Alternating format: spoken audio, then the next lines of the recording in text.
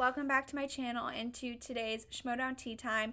I just wanted to put out a quick little video kind of breaking down the 3 matches that I've not yet covered because I felt bad that I didn't post a full reaction video like I usually do. And I'll be doing my normal videos next week, but I just really needed to get some type of video out for the championship match and the 2 San Diego matches. My Twitter thread reaction to the San Diego matches is now up. It is on my channel at Abigail Friel.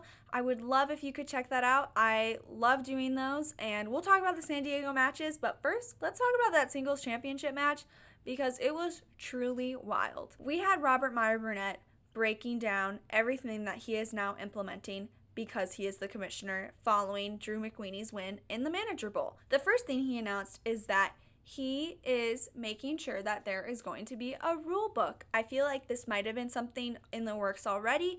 As a fan, I've seen multiple times in the subreddit or the Facebook group that they need to have a rule book that the fans can access so that they can know the rules, and just for everyone involved it would be easier if there's something to reference. It'll be interesting to see what Robert Meyer Burnett is going to add because he did mention he'll add his little flavor to it or whatever. I don't know if he'll actually have anything that will have a big lasting impact in terms of the rule book, but he does have a few other things that are going to affect the league forever.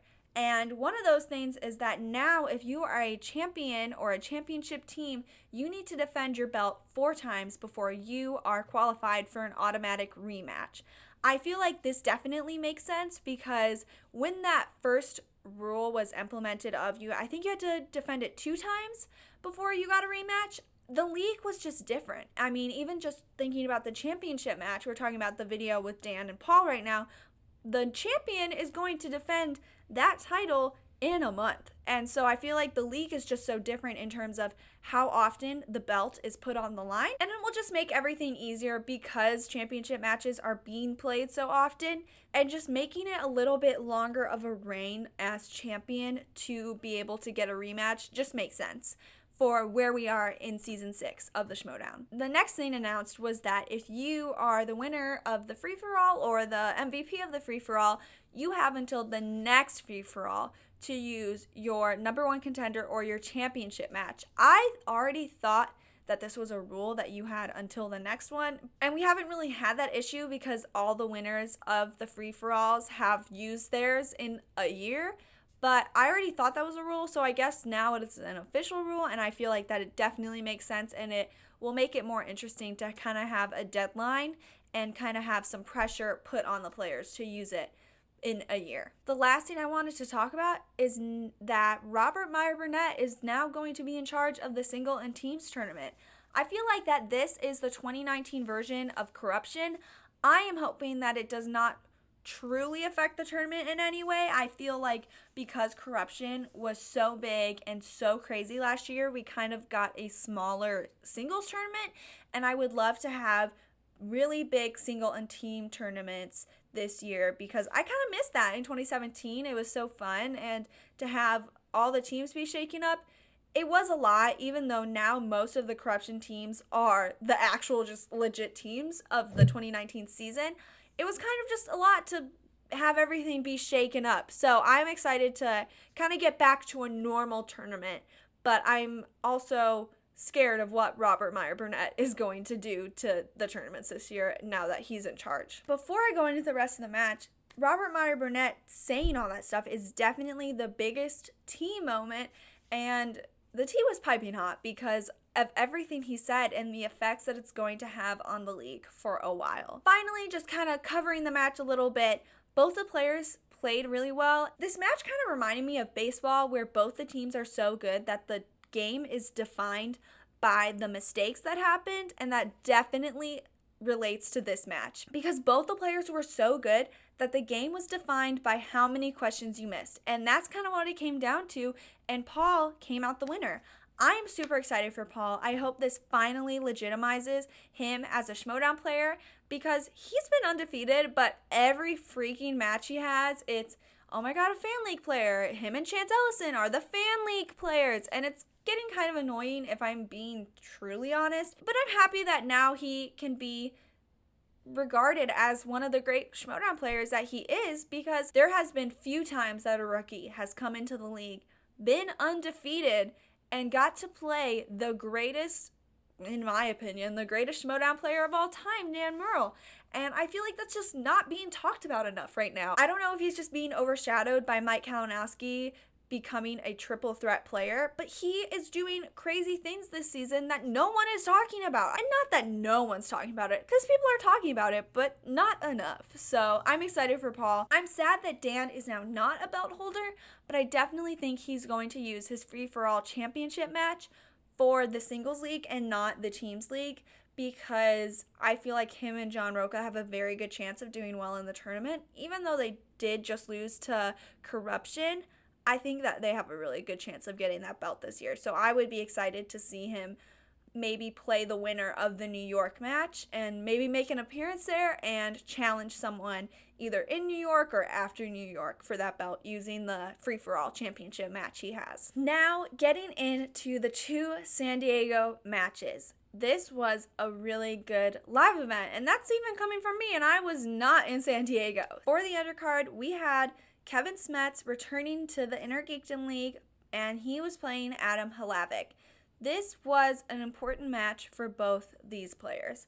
Kevin Smets, coming back from his Collision loss, I felt like his Don't Tell Peter is definitely going to define him and his comeback for a little bit, and that's fine. I feel like this is definitely his best spin that can motivate him to become the best player he can be. And I mean, just think about what Bespin did for John Roca. Post Bespin, John Roca proved everyone wrong, and I feel like Bespin's not even really a thing anymore. I feel like in a couple years, we will not even remember Don't Tell Peter, because Kevin Smets will just be like, just owning the Inner Geekdom League. Going into this match, I definitely assumed Kevin Smets was going to win. In my just brain, I feel like Kevin Smets, Mike Kalinowski, Rachel Cushing, and maybe like Brandon Hanna are all just like on this different level as opposed to the rest of the league, where you have someone like Adam Hlavik or a Hector Navarro where, yes, they know it so well and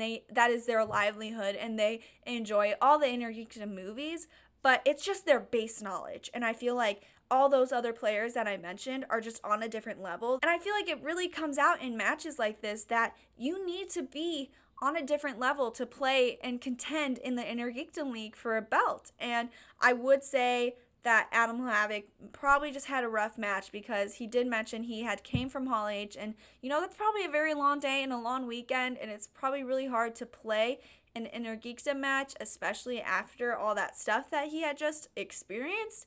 But I don't know, I just felt like it made sense. And as much as it was a pretty big knockout, I was not surprised at all. I'm excited to see what Kevin Smets does. I would hope that sometime this season or next season he is going to get that belt. I am one of his biggest fans. I feel like we definitely saw a new side of him in Inner Geekdom, especially because, you know, he was even getting choked up in his post-game interview, and I feel like we're going to see a new side of Kevin that we've never seen before. And that side is a more humble Kevin Smets, but he is still coming for that belt. And, you know, even though we're about to talk about the great championship match between Mike and Rachel, Kevin Smets is going to get that belt one day. Now, talking about the championship match, this was also another match that was greatly defined by just the mistakes, because both the players were so well trained already and they just had such a good match.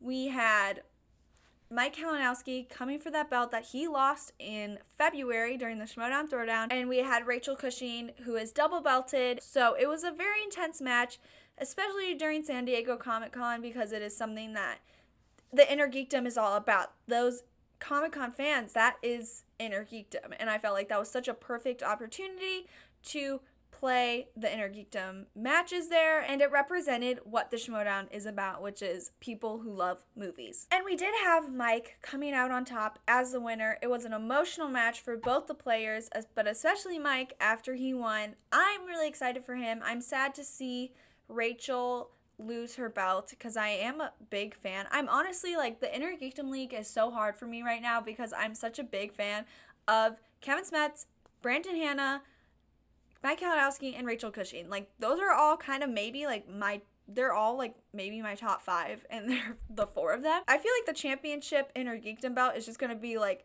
kind of tossed back and forth with all those players, and it will be interesting to see.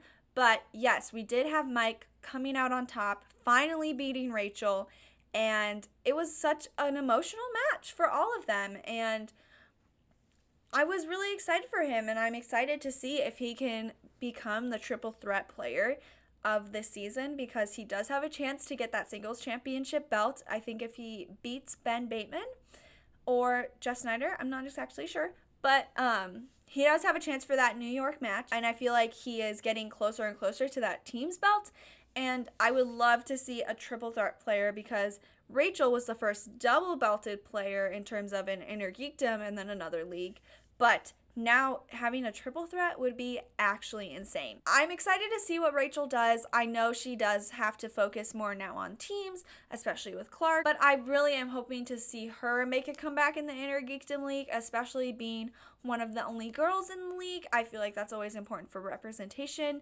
And, she just always proves again and again why she is one of the GOATs of the league. The biggest team moment of the San Diego event was following Mike Kalinowski's win. We had Mara Kanopik come out and kind of threaten Mike for a rematch. I don't know. It was kind of the most Mara Kanopik way of coming back to the Schmoedown I could have ever imagined, in the way that she was just so chill. I don't know her personally, but her Schmoedown character, it was such a good representation of the character that she was last year. I feel like from the fan perspective, we felt like she left the league on very weird terms, and I'm excited to see her make a comeback. I mean, even just the point I just made about there's not a lot of girls in the Inner Geekdom League, so I would love to see another female come back and kick butt. I think she would definitely do well against a Kevin Smets, and who knows, she had such a good base knowledge. Now maybe she's been spending this time studying, and we are going to see an even stronger Mara Kanopik. I did just mention those 4 people are going to toss around the belt. I forgot to include Mara Kanopik. She is going to get that belt back, I am sure of it. And even if we had someone like a Jason Inman come back, I would lose my mind. But that's just me daydreaming.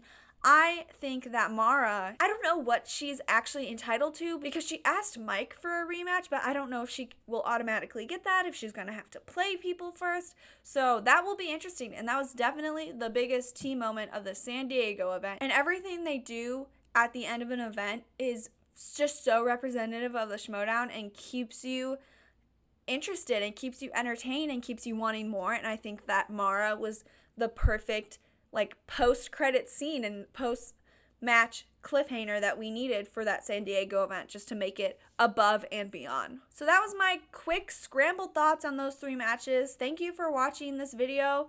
I will be doing my regular uploads next week. Be sure to check those out and follow me on Twitter and Instagram at Abigail Friel. And I'm happy to announce that I will be breaking down these matches more in depth on the Call to Action podcast later this weekend. I'm so excited to do that. I will be reposting that on my social media, so be sure to follow me there. Okay, thanks for watching.